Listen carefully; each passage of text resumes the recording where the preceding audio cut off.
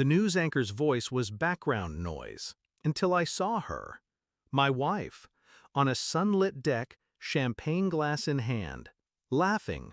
Next to her, a man with his arm around her waist. Behind them, her sisters, all smiles.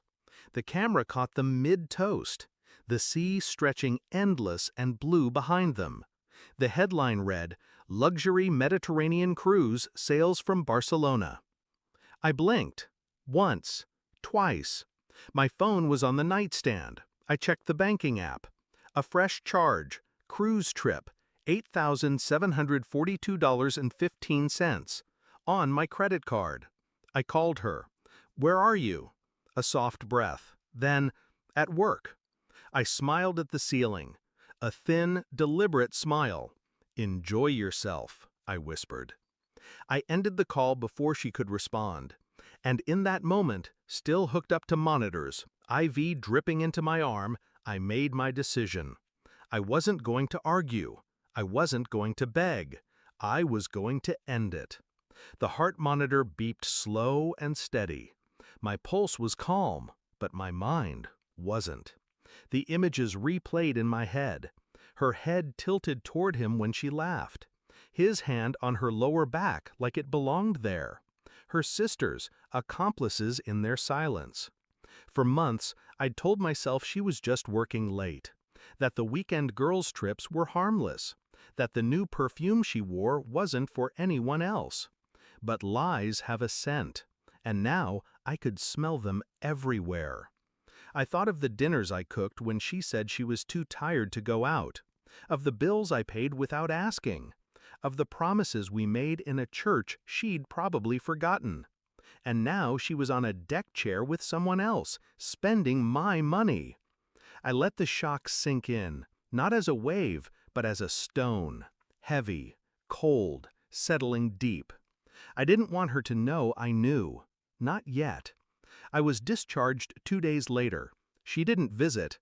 She texted once, "Hope you're resting, I'm swamped at work." I didn't reply. Instead, I started pulling threads. Quietly. First, her email. She'd logged in on our shared tablet. It was all there. Flight confirmations, cruise itineraries, spa reservations for 2. The man's name appeared more than once. Then her credit card statements. Hotel charges in cities she'd never mentioned. Jewelry purchases that never found their way home. Her phone was trickier. I waited until she left it unattended in the kitchen. One photograph was enough. Her in a hotel robe. Him shirtless behind her holding the phone. My hands didn't shake. I copied everything. Dates, locations, faces. I still didn't confront her. I needed more. I called a friend at the bank. He traced the cruise payment to her account after she transferred the money from mine. Unauthorized. Easily provable. I began to see the shape of my revenge. Not loud, not dramatic. Surgical. By the end of the week, I had enough to ruin them both. She returned on a Sunday evening, smelling faintly of salt air and expensive wine.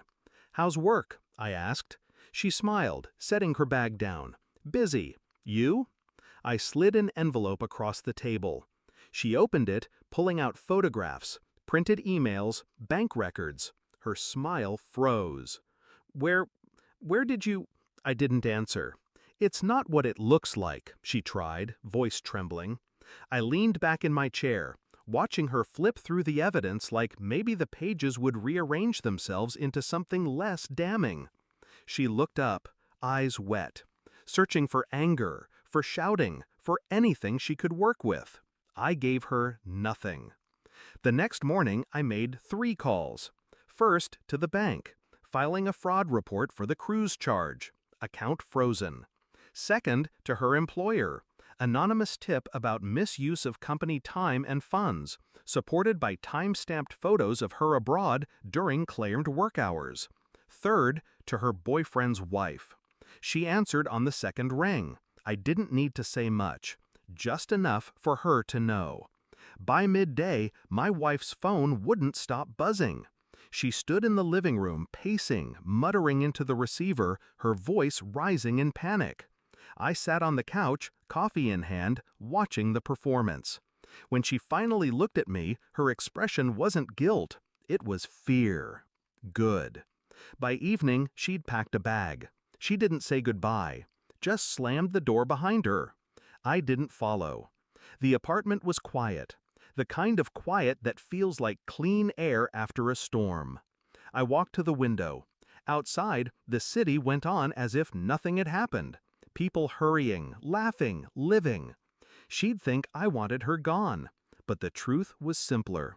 I wanted her erased. And now, she was. The monitors in the hospital had measured my pulse when I saw her on that screen. Calm then, calm now. Only difference, this time, the line was flat.